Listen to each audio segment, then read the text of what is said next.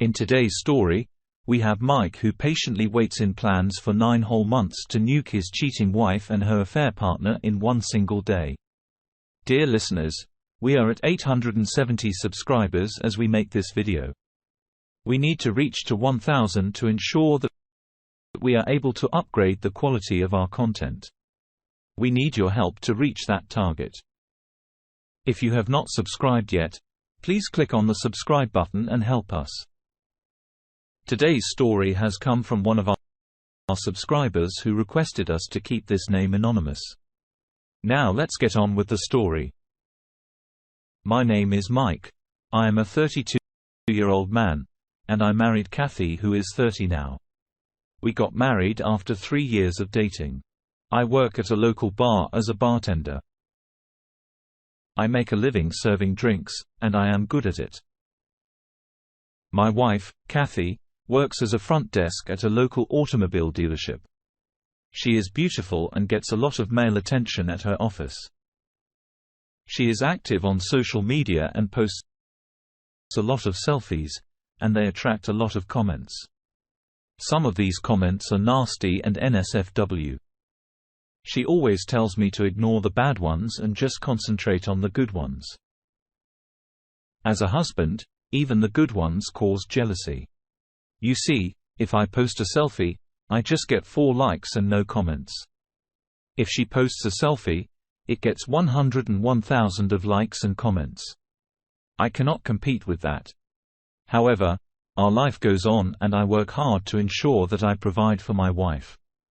I plan to start a family with Kathy, and to ensure that I give her a good life, I started to upgrade myself with further education.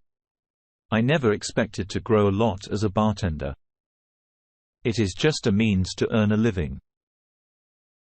I always saved my tips, and now it was going to help me with my education. I told Kathy about my plans and she was happy for me and offered her support. I started to shuffle between my work and education. By the time I came back home, I was exhausted both mentally and physically. I still tried to give Kathy my time as she was my priority. Over a span of few months, I saw a change in Kathy's demeanor. She was more interested in her phone than having a conversation with me. I did not pay a lot of attention to it, but it did start to bother me over some days. One evening when I was at the bar, there was a huge brawl that started between 2 groups of visitors, and it was so bad that cops were called and 15 people were arrested. The bar had to be closed for the night and I left for home. I live in an apartment building and went straight up to my apartment on the 2nd floor. As I walked up to my home, I saw the door was not closed and the apartment was dark with all lights off. I saw 2 candles lit up, and I took out my phone hoping that this could be a surprise that my wife planned for me, and I will film it. I started recording and kept walking and tiptoeing, so that no one knows that I am entering. As I reached near my bedroom, I stepped on a men's shoe. I was taken aback and my heart started beating fast. I slowly opened the door and my heart sank. My beautiful wife was riding another man. The man was blindfolded and was holding my wife by her waist. She was doing all the work. Through the low light by the candles, I was able to film them in that act. I did not know how long I was standing there, but it felt like an eternity. Eyesight was straight out of a Mia Khalifa hardcore movie and it seemed like it got imprinted in my mind. It seems my wife was a different animal that day. She never did that with me. I slowly walked out of my house and ran out towards the nearby park and sat there on a bench. My heart was crushed. I did not know what to do. After sitting there for a few hours, I just decided to go home. I walked in and found Kathy sitting and watching TV. I was appalled at how she had changed within a few hours. I did not talk and just went to sleep on the couch. Kathy came to me and tried to snuggle with me. I controlled my rage and just asked her to leave me alone. I told her that there was a bar fight, and I just need to be alone for some time. She went back to the bedroom and went to sleep. In the middle of the night, I got up and went to the bedroom. I searched for her phone and unlocked it using her face recognition. I went through her messages and call logs. I found out that she had been in an affair for the 2 months with a mechanic who works at the dealership where my wife works. I saw explicit pictures that they had shared with each other. There were multiple videos of them in the act on my bed. There were more videos that they shot at the dealership in a car. I transferred all the videos and screenshots to my phone and went back to sleep on the couch. I left for my college, and I was fuming all day. I called my boss and asked for the day off. I came home and just went on to lay on my bed. Something in my mind told me to check for any evidences in my bedroom. I searched my wardrobe and found a camera. It was this camera that shot the explicit videos that my wife made. I saw the hard drive that contained the videos. I quickly copied the hard drive to my laptop. I also found a packet of rubber in the drawer of the night lamp. I poked all the packets with a pin and kept them back. I also connected the camera with the Wi-Fi, so it saves the data on a cloud server. I knew that both my wife and her app were not very tech-savvy with the way the camera was set up. So now the next time they went nasty, I will get the video on my cloud server. I giggled at the idea of poked-up rubber. Well, they did get nasty multiple times and used the same rubber that I had poked. I was surprised that they did not bother to check that it is leaking. One fine day, my wife started vomiting, and I knew what was wrong. I offered to take her to the doctor, and there the doctor told us that she is pregnant. I acted like I was overwhelmed and on cloud 9. The look on my wife's face was priceless. I knew that she did not want the baby. But looking at my joy, she could not say a lot. She said that we are not prepared financially. I shot that excuse down, saying that I will work hard. Now she was stuck with the baby. My wife is now 6 months pregnant and phase 2 of my plan. I went to a lawyer and explained what has happened. I also explained how I poked the rubber, and now my wife is pregnant. He laughed and then apologized for laughing. The lawyer said that he has never come across such a case in his entire career. He then asked if I am sure that the child is not mine. I told him I am sure, as we had no intimacy for the last few months, and her pregnancy was discovered after 3 months of dry spell with me. The lawyer wanted to make sure that I was not the father. He also stated that we need go for a paternity test. Going for a paternity test could trigger my wife, and I did not trust what she would do. I could not risk that. He said that he is a plan. I told the lawyer that I did not want to be in a situation where I would have to pay for child support for a child, but is not mine. He asked if I can somehow get some DNA from the app. I had no clue how to do that. I called a friend of mine. Dusty was a former Marine and had been posted in Afghanistan for a few years.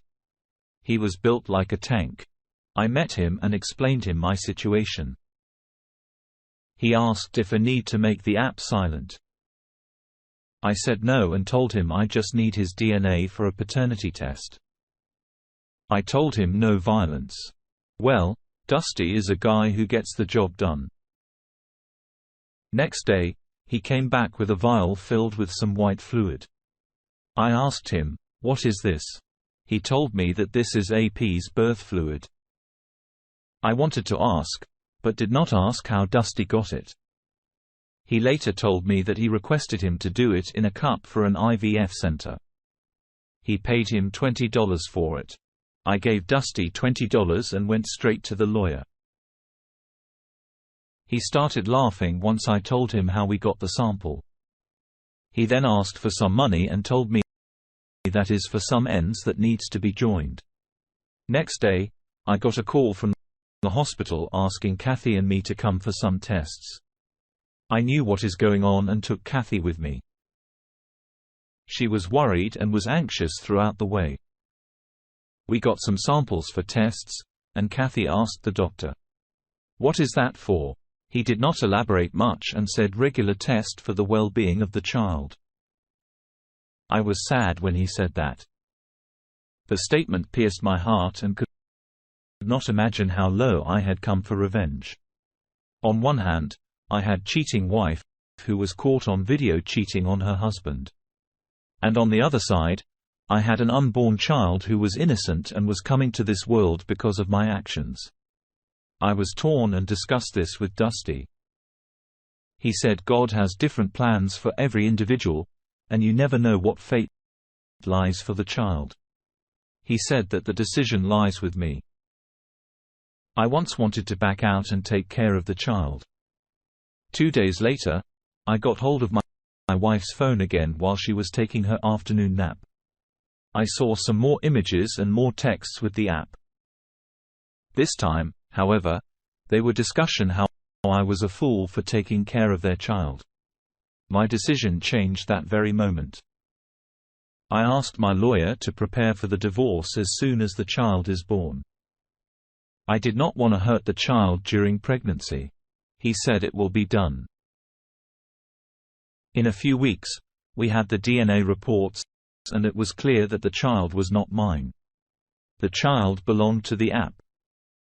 We attached the report to the divorce files and waited for D-Day. I was at the hospital with my wife at D-Day, and she went into labor. Once the child was born, they came to me for filling the forms for the birth certificate. I refused to sign them. Once my wife was stable and fine, I went to her with my lawyer and told her that I have refused to sign the birth certificate and want her to put a peace name on the form. She was shocked and went to silent mode. Dusty then walked into the hospital with the app and took him straight to sign the forms as the father of the child. I could see that he seemed roughed up. Dusty smiled at me and just gave a thumbs up.